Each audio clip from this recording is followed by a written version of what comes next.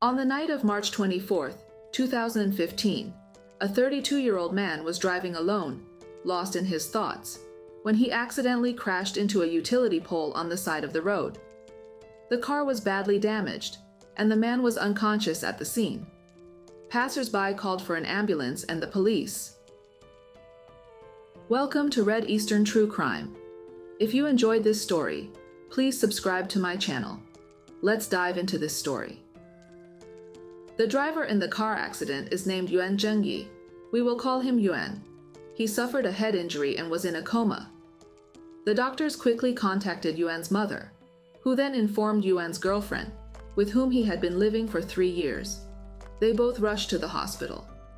Meanwhile, the police handling the traffic accident found out that the car involved in the accident was not registered in Yuan's name, but belonged to a woman. The police contacted the owner of the car. The owner was shocked to learn of the accident and immediately asked about the severity of Yuan's injuries. After hanging up the phone, she also rushed to the hospital. After arriving at the hospital, she saw Yuan lying unconscious in bed, with another woman who claimed to be his girlfriend of 3 years by his side. Just as the two were unhappy and staring at each other, a third girlfriend came to visit Yuan, followed by a fourth girlfriend. It turned out that the third and fourth girlfriends had exchanged dozens of messages with Yuan every day, but they couldn't reach him since the night of the 24th. They were both very worried and called Yuan's home the next morning to ask about him.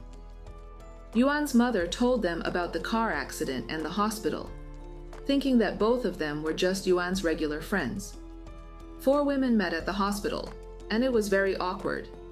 Each of them claimed to be Yuan's real girlfriend, but they couldn't believe that he was cheating on them with so many other women. After they calmed down, they started talking, and each of them explained when and how they met Yuan, and how their relationship developed. They were all very angry and felt betrayed by the man lying unconscious in front of them. Then one of the girlfriends mentioned that she had seen Yuan enter his phone password and remembered it. After some discussion, they decided to check his phone to see how many more secrets he had. After unlocking Yuan's phone, they found the shocking truth by checking his call logs and WeChat messages. They discovered that most of Yuan's WeChat friends were women, with at least 200 women categorized. There were more than 30 women categorized as wife, and there were different categories for different stages of relationships. In addition, all the names in his contact list were hidden codes that Yuan gave to his girlfriends, such as project department, finance department, and engineering department. To fully expose this horrible man, the 4 women agreed to send a message from Yuan's phone pretending to be him, saying that he had been in a car accident and needed hospital care. They sent the message to more than 200 women on WeChat. As expected, over the next 3 days, 13 more of Yuan's girlfriends showed up at the hospital, bringing the total number of girlfriends to 17. The 17 girlfriends ranged in age from 21 to 40, and some were even married. Yuan's longest relationship lasted 9 years, while the shortest lasted only a few months. One of his girlfriends even had a child with him. The most unique was Yuan's ex-wife. She mentioned that their marriage lasted 2 years, but ended due to Yuan's infidelity, as he had a child with another woman outside of their marriage. Before their divorce, Yuan asked his ex-wife to meet him at an apartment to discuss their relationship, but when she arrived, she discovered it was another woman's apartment. Yuan lied and said it was his sister's apartment, but his ex-wife found a pregnancy diary with Yuan's name on it. The 17 girlfriends who showed up at the hospital were not all Yuan's girlfriends, but rather those who were willing to visit or take care of him in the hospital.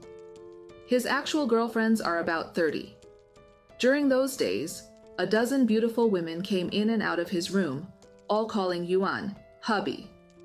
The news spread quickly throughout the hospital, and many patients and their families came to see what was going on. After several days of treatment, Yuan slowly woke up and realized that his years of lies had been exposed. Worried about the consequences, he feigned confusion and pretended to be asleep due to his head injury. When his girlfriends were not around, he acted normal, But as soon as any of them entered the hospital room, he pretended to be clueless and claimed not to remember anything or anyone.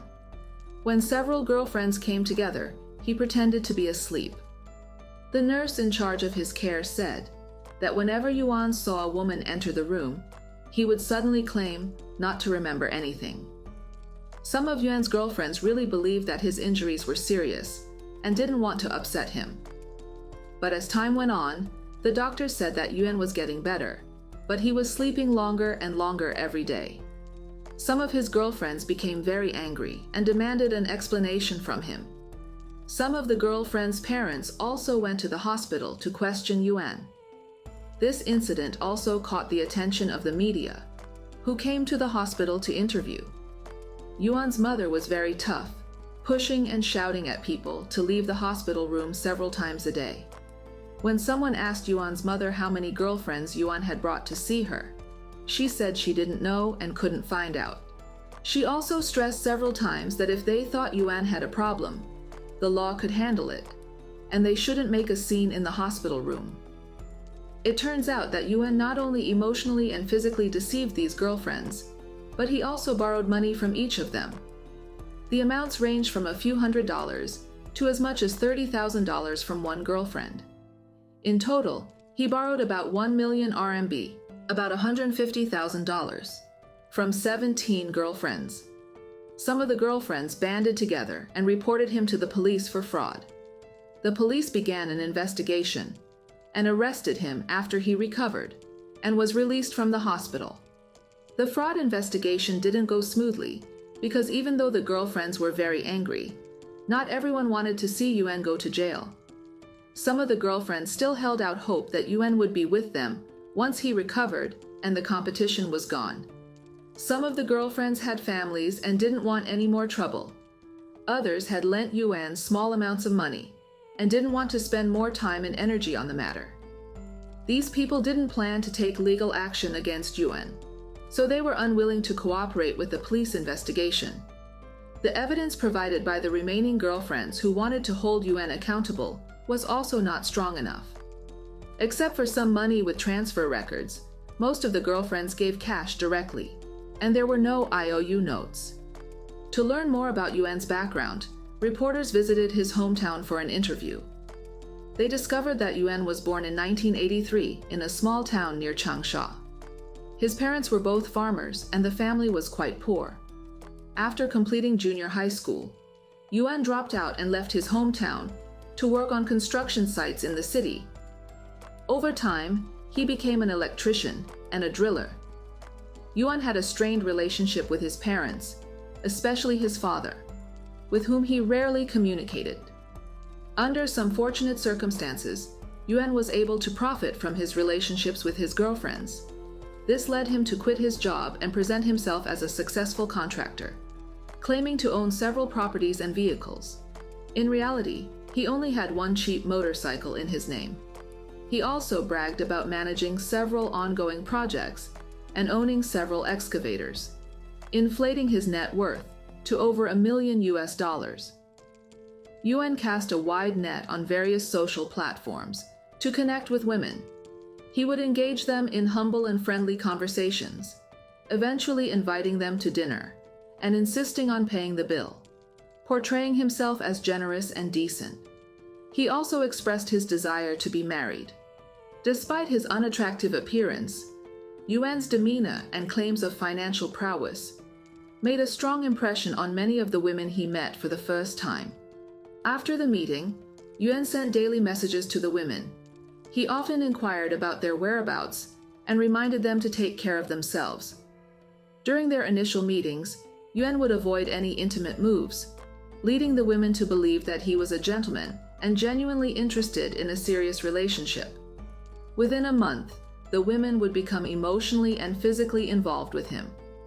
Yuan also told each of his girlfriends that he had been in a serious car accident, resulting in severe erectile dysfunction.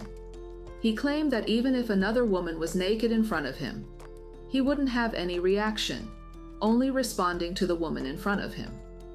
This story triggered a nurturing instinct in his girlfriends, making them feel sorry for him and want to protect him. It also made them feel that they were meant to be together, and that they were Yuan's Mrs. Right, believing that he would never cheat on them. By this time, the girlfriends had become very attached to Yuan. He frequently sent them photos of construction sites, claiming they were his projects, and even sent pictures of piles of cash, saying it was his project money. Yuan also insisted that all his girlfriends call him hubby, and referred to them as his wives. That way, even if he accidentally sent a message to the wrong person, the girlfriends wouldn't be too suspicious. He saved each girlfriend's name in his phone as different clients and departments of companies, so when a call came in, he could say it was a work call. This made his girlfriends believe that his business was really busy and profitable. To better manage his time, most of Yuan's girlfriends lived close to each other, except for the first girlfriend who visited him in the hospital. He spent a shorter time with the other girlfriends. 4 of the 17 girlfriends even lived in the same compound. Sometimes when he was at one girlfriend's place, Yuan would say he was going out for a smoke or to take a phone call, but in reality, he would quickly go to another girlfriend's place. He would usually stay for a few minutes and then leave, saying, "I've been so busy lately, but I just had to see you for a bit." Sometimes they would just chat, and he would leave in a hurry without even drinking water. Yuan's tactics made the girlfriends believe that he really loved them, and they were deeply touched to think that despite his busy schedule, he still made the effort to come and see them, even if only for a short time.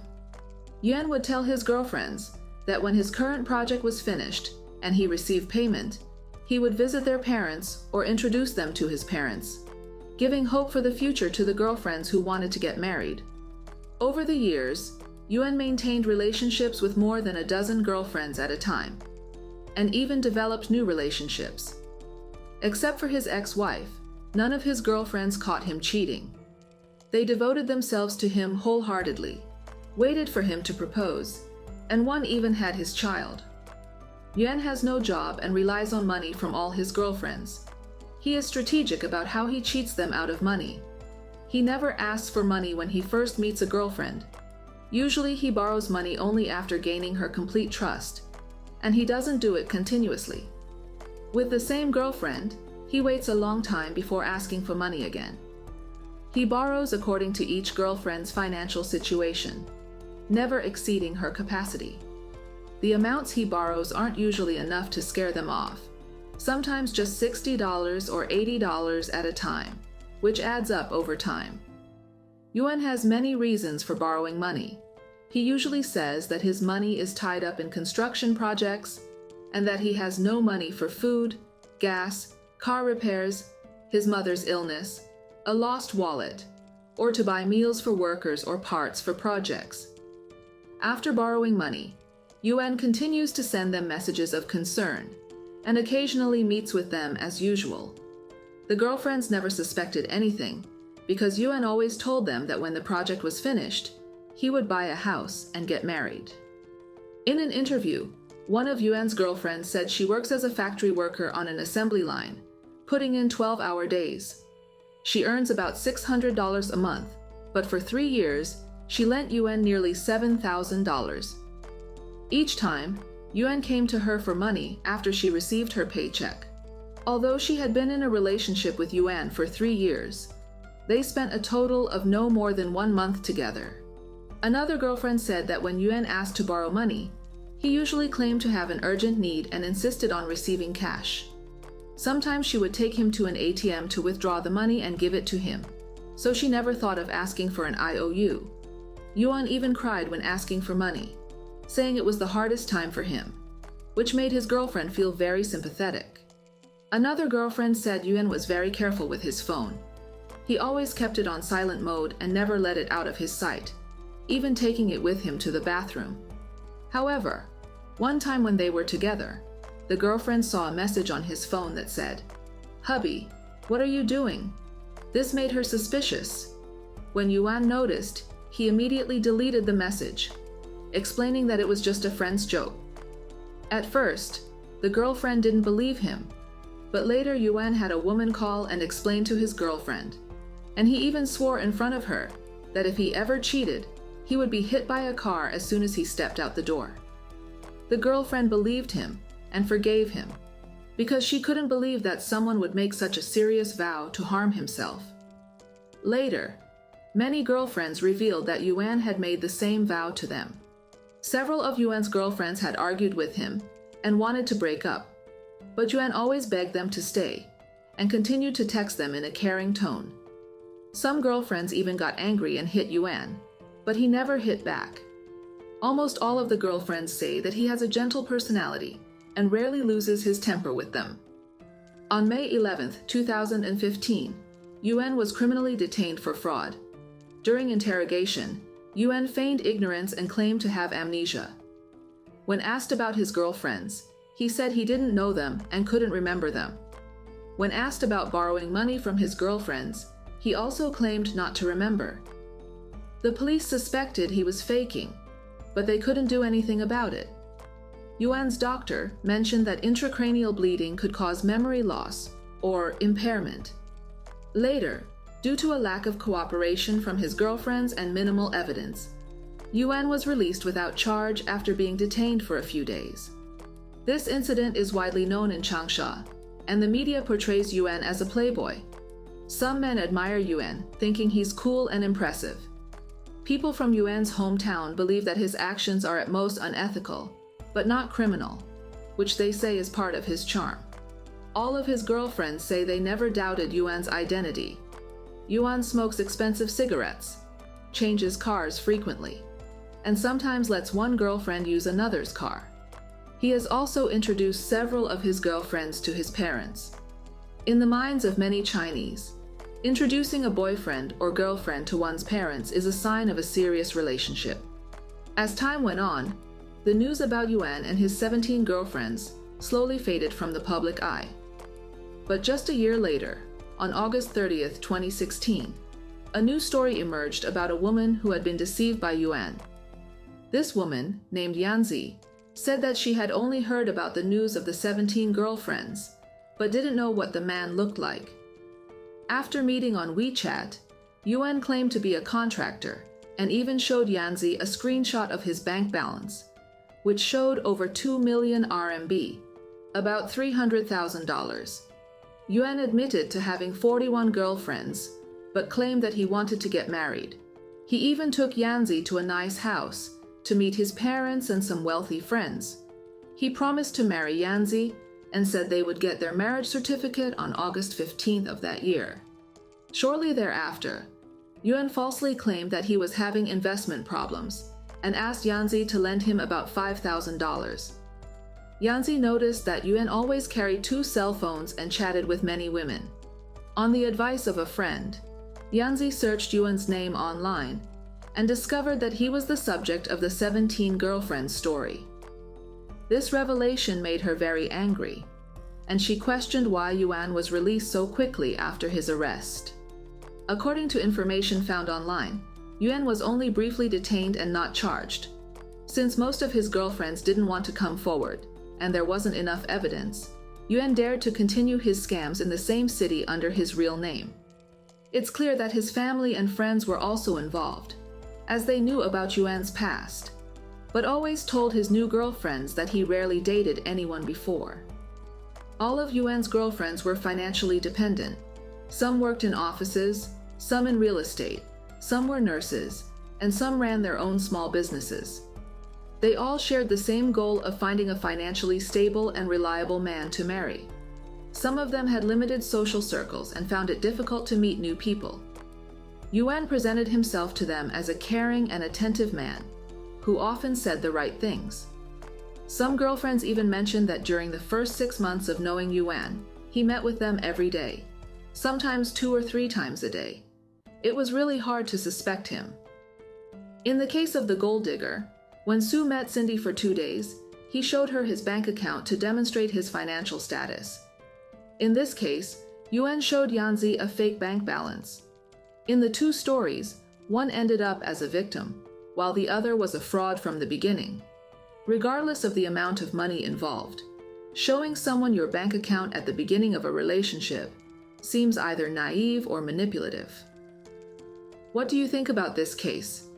Please leave your thoughts and opinions in the comments section. Thank you very much for watching, and if you enjoyed the video, please like and subscribe to my channel.